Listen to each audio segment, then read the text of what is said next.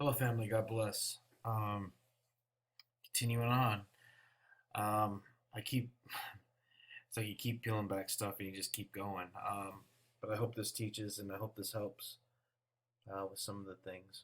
A little tired today, so just bear with me, guys. Most of this one's going to focus in the book of Ezra. And we've been talking about these two characters right here, Zerubbabel and Joshua. Once again, they're going to rebuild the temple. What does that mean in simplest terms? They're leaving Babylon. Okay, Israel's been captured by Babylon for 70 years, and they're taking a group of people with them to include a remnant and other people, and they're heading back to Jerusalem to rebuild the temple. Um, and in the simplest terms, that's what we're looking at. Both Joshua and Zerubbabel have been commissioned by God to undertake this task. We've talked about them pretty extensively. Um, both were chosen by God to lead this group, and they're heading back to undertake this task. Okay, they've been given a commission by Cyrus to go ahead and do this, and God has busted them out of prison essentially. Okay, what my goal is to take what that lesson and how's this going to apply at the end times and the times that we're currently living in. How does that study reflect what's going to happen here in the very near future, possibly this weekend? Um, Merry Christmas, by the way, everybody. And yes, I do believe he can say Merry Christmas. Okay, I love each and every one of you, and God be with you during this season. Okay, um, what I want you to think about from here is you have the tabernacle, which was in the time of Moses, and the temple, that was the permanent structure that was built, are the same as you, your body, your mind, and the spirit. That's one and the same on earth as it is in heaven. That represents you. Okay? The chief cornerstone is Jesus Christ. It was the stone that the builders, aka the Masons, rejected. So, what I'm saying here is that Zerubbabel and Joshua are rebuilding the people, okay, with the correct cornerstone, not the cornerstone that was rejected, or what it that was. I actually got to fix that. I just noticed that it's the cornerstone that was rejected, but now is wants to people are opening their eyes and they've realized their mistake.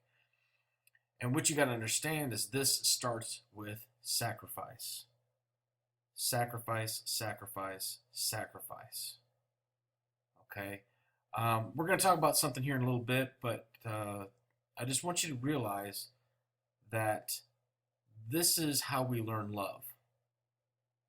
Right there. That word, sacrifice, is how we learn love.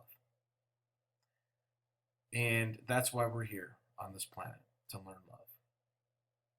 Okay, just so you, in case you were wondering, what? Know you not that the body is the temple of the Holy Spirit which is in you? God is inside you, He dwells in you. You are the temple. If you realize that, the Bible is so easy to understand, or it's easier, okay? Okay, so when they first built the tabernacle, when God came to Moses and says, I want you to build a place where I can live. It's the first thing he said. Speak to the children of Israel that they bring me an offering. It's the same word for sacrifice. Of every man that giveth it willingly with his heart. You shall take my offering. Do you understand what this is saying? God is saying, I want to dwell with you, but it starts with you bringing an offering. This is the tabernacle being built. Bring me an offering. Bring me some things that you'll give up so that I can dwell inside you. He gave up his son.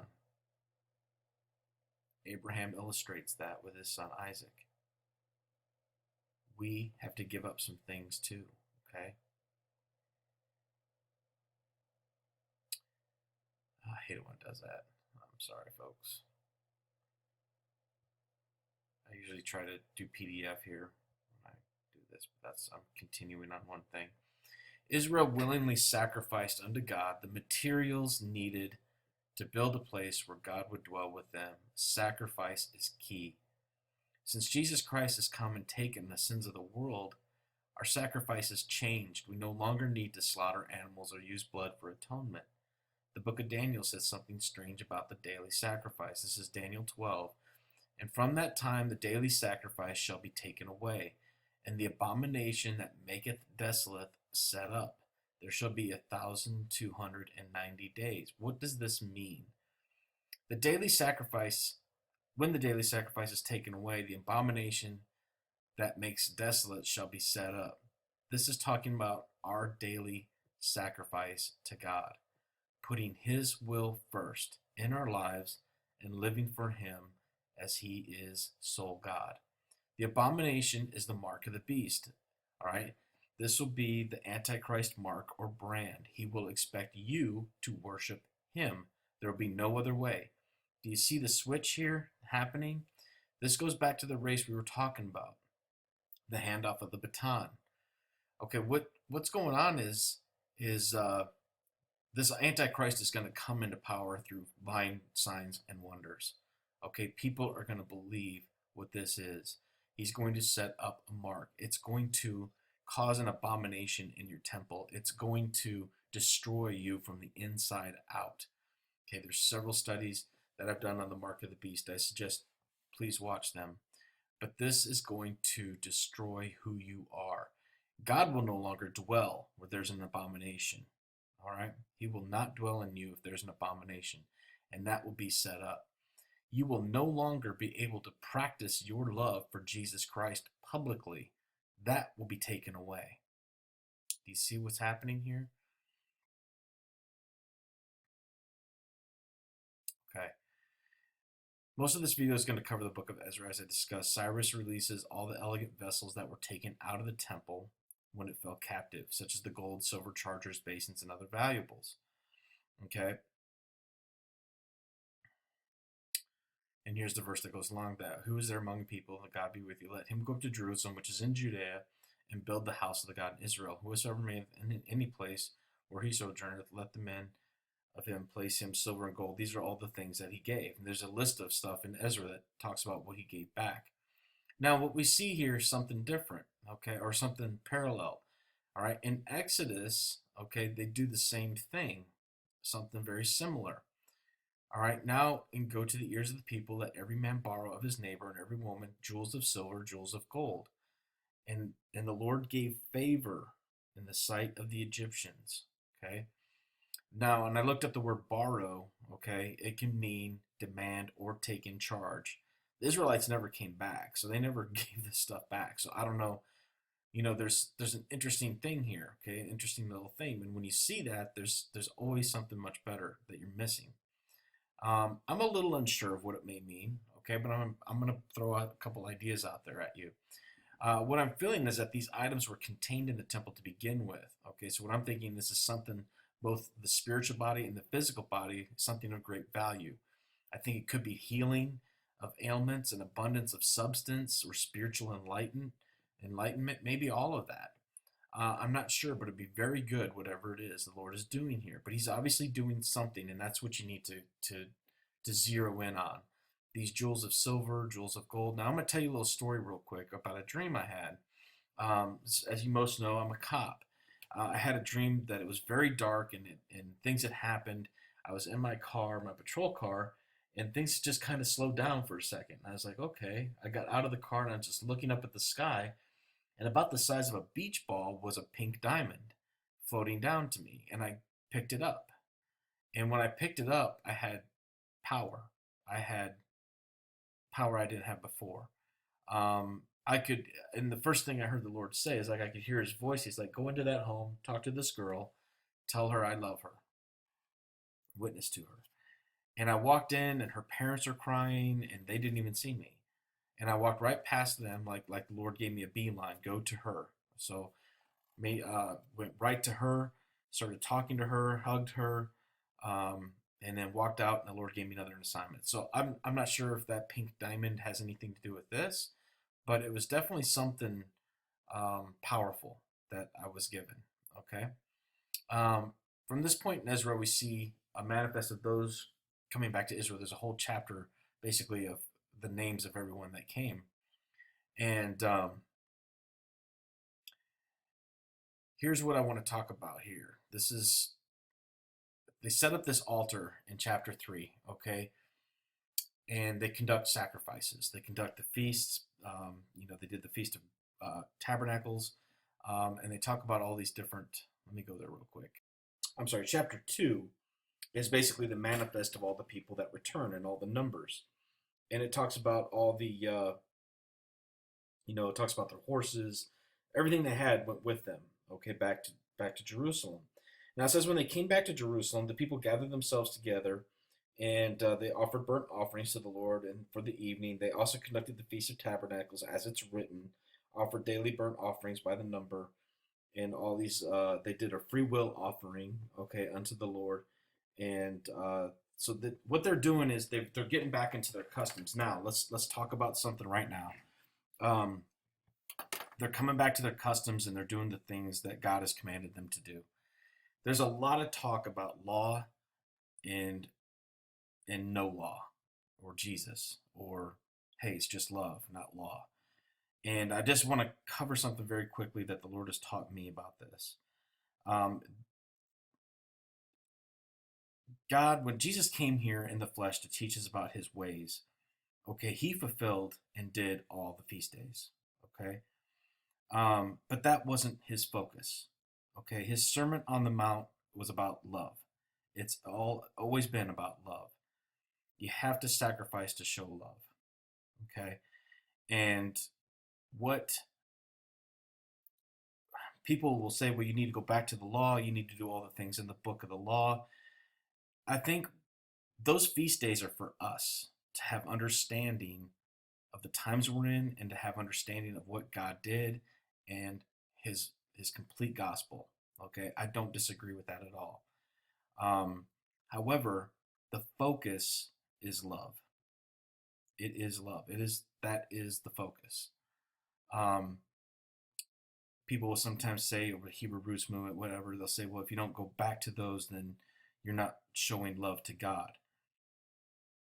Showing love to God is taking care of his people and following his word. It's a process.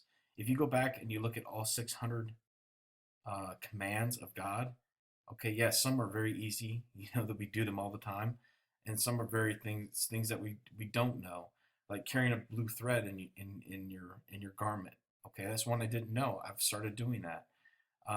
It's a process. Okay, it's a process of learning. It's a process of growing, and I'm going to leave it at that. But God's focus was love, doing the right thing to people, showing love to his people. If you preach the law to his people, they're not going to understand it. Why would they follow a law of something they don't know? You know what I'm saying? So, just something you have to learn to love and learn who Jesus is before you can follow his laws. Okay, you can't just tell people you need to follow these laws. All right, so that's my 2 cents on that. Okay. Um, okay. So they come back, and the next thing they do after they do their sacrifices and do everything, then the builders laid the foundation of the temple. The foundation of the temple, okay? And all the people shouted a great shout when the Lord praised, or when they praised the Lord, because the foundation of the house of the Lord was laid. What this means, to me in simplest terms, is they had an understanding of what they needed to do. They had an understanding of who Jesus is. They're not by no means any Bible scholars at this point, okay, but they understand now what went wrong, where the disconnect was in the modern day quote unquote church. Okay. Many of the priests and Levites and the chief fathers, okay, were ancient men that had seen the first house when the foundation of this house was laid before their eyes, wept with a loud voice, and many shouted for joy. And I want to say it goes on to say, let me see, I'm gonna pull it up here. I thought it went on to say something else, but we'll get to it does, but we'll get to that at the end. Instead of explaining now what the above passage means, all right, I'm going to talk about some similar verses that go back and have and offers some explanation for completion to this. What exactly is this talking about? The foundation is laid, but people gave a great shout. Well, okay, yeah, they're happy. Okay, there's praising and giving thanks. They understand who Jesus is. They understand what's going on at this point, how they missed it, and what's going on with this new foundation, this foundation that's been laid now. So we'll go to 1 Samuel, and we hear this. When the ark of the covenant of the Lord came into the camp, all of Israel shouted a great shout. The earth rang again, and the Philistines were afraid. God is come. Now, so God now has now entered into the area, and we have this great shout here again. The earth rang, okay?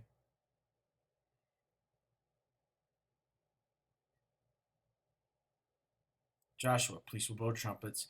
Hear the sound of the trumpet. All the people shout with a great shout, and the wall of the city shall not fall down flat. People shall ascend up, every man straight before him. So we have a destruction theme. So when the shout happens, a destruction theme happens. Not only that, but if you go to Joshua, you read, it's obviously 7 trumpets. They mirror the trumpets in Revelation. This is a big picture of what's to come as well. And once again in Joshua, we have the gold and silver theme. But all the silver and gold and vessels of brass and iron are consecrated unto the Lord. They shall come into the treasury of the Lord. So the people shouted when the priest blew the trumpets, and it came to pass when the people heard the sound of the trumpet, the people shouted with a great shout, and the wall fell down flat. So once again, we have all the goodness that's being taken along with the great shout. And upon a set day, Harold, arrayed in royal apparel, sat upon his throne and made orientation unto them. Simply means presented himself in front of the congregation. And the people gave a shout, saying, Is this the voice of a God, and not of a man? I think this could possibly be the Antichrist theme here, okay? Coming into power. Now he is smoted after this. An angel of the Lord kills him, and essentially he's eaten by worms. But what I think is being said here is this is the day he will rise as well, the day of this great shout. And this takes us all the way back to the beginning. All right, for the Lord himself shall descend from heaven with a shout, with the voice of the archangel and the trump of God, and they that which are alive and remain shall be caught up together in the clouds. Okay, so that goes all the way through this great shout theme. Now, what does this mean?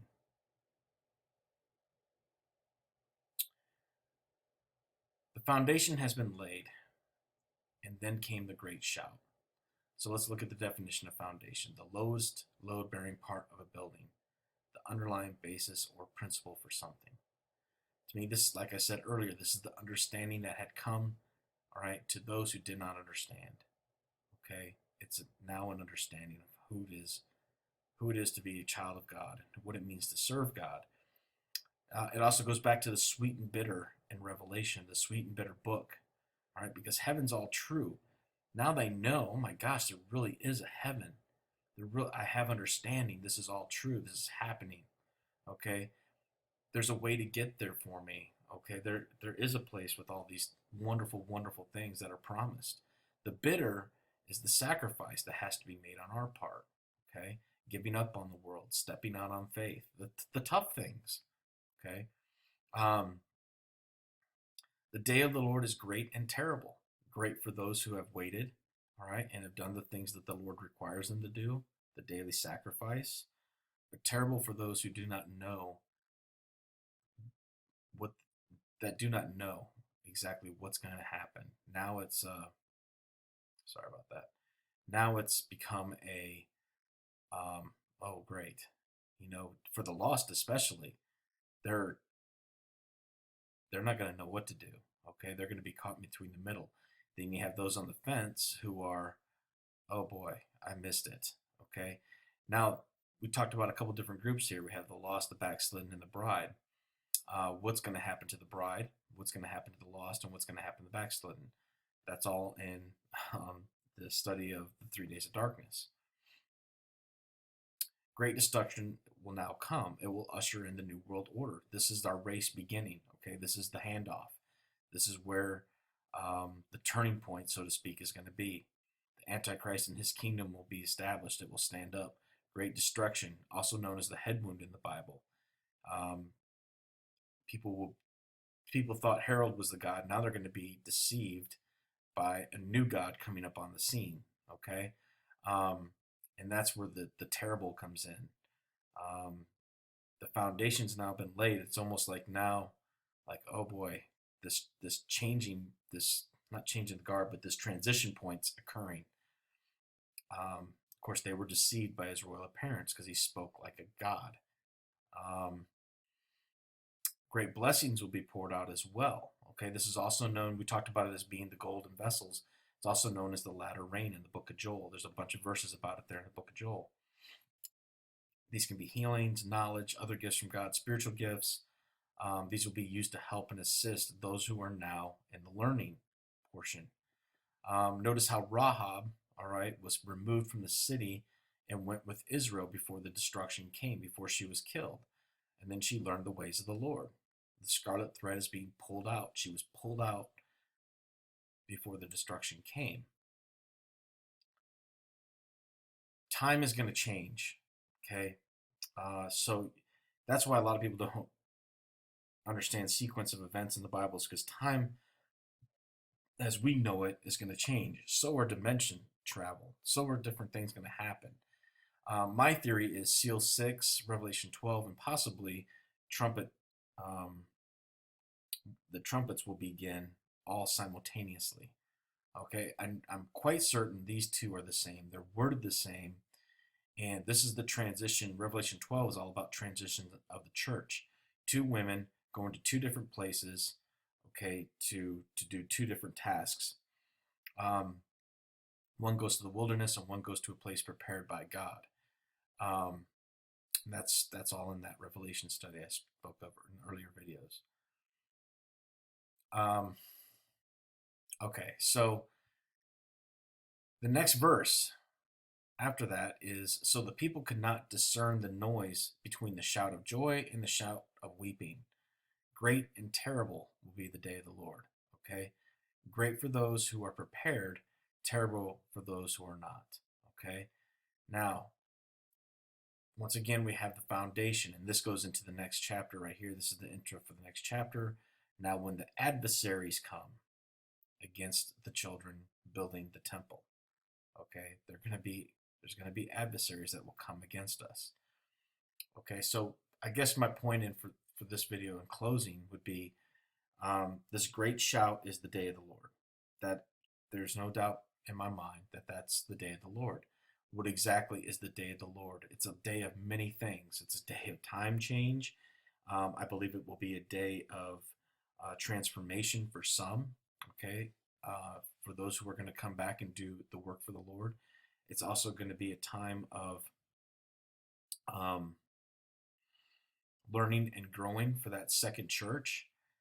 There's going to be a handoff that they will have to go through with the baton, and they will pick up their and have to run their portion of the race. Will it be different than ours, or different from those that have done the daily sacrifice? It's not going to be different, or it will be different in the sense that it's going to be a lot more physical. There's going to be a lot more physical things to come against them, I think, than spiritual. And that's just that's because the veil is going to be torn and all the spiritual is going to come to the earth, essentially. Okay, so, but once again, always focus on Jesus Christ, period. Focus on him and he's going to get you through everything, okay, no matter what it is. Will it be difficult? Yes, it's going to be difficult, okay, but you'll get through it. I want to share just a little bit of my walk and how my walk kind of compares to this. Okay, when I was saved, real quick, I was in Iraq and I was at a table in my room, and I had visions of guillotines and I had visions of things, and I looked up to heaven, actually to the ceiling in my room, and I shouted, all right, I cried out to God and said, "Is this real?" And he spoke to me, and he encouraged me, and he showed me, and and I had this blissful feeling, and it's almost like this shout of joy. All right, these people are going through, like, oh my gosh, I understand. The foundation was laid at that point for me. Um, the foundation was laid. I understood who God was. I was like, wow, this is all true. This is all happening. Heaven is real. God just spoke to me. I can't believe that.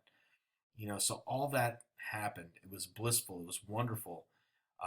2 days later, I'm walking into a dining facility and I'm praying. I'm just thanking the Lord for the food and the cucumbers and the things I've never thought of that God gives us. And he's like, he said to me, I'll never forget it. He goes, son, you're always so thankful to me, but I will test you.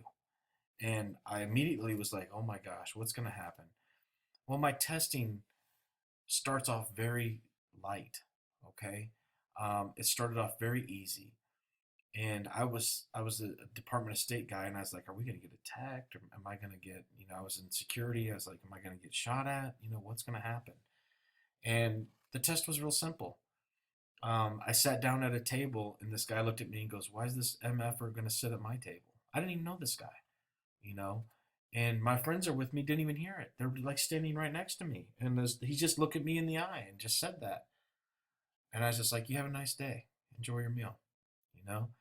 Um, and I was like, wow. I was like, well, I guess I passed that, But they gradually get harder, okay? Especially if the more you know, the enemy's going to come against you harder, all right? And the more you're doing for God, the enemy's going to come against you harder.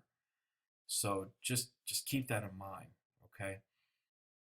Um, and it did. The testings got a lot more difficult, a lot more spiritual. It got to the point where the physical didn't really bother me anymore because I'm like, okay, what are you doing now, God?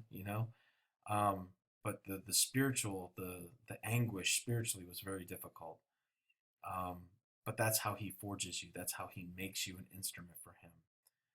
Anyway, guys, God bless, and we'll continue this again. Enjoy your day and have a blessed day. In Jesus' name.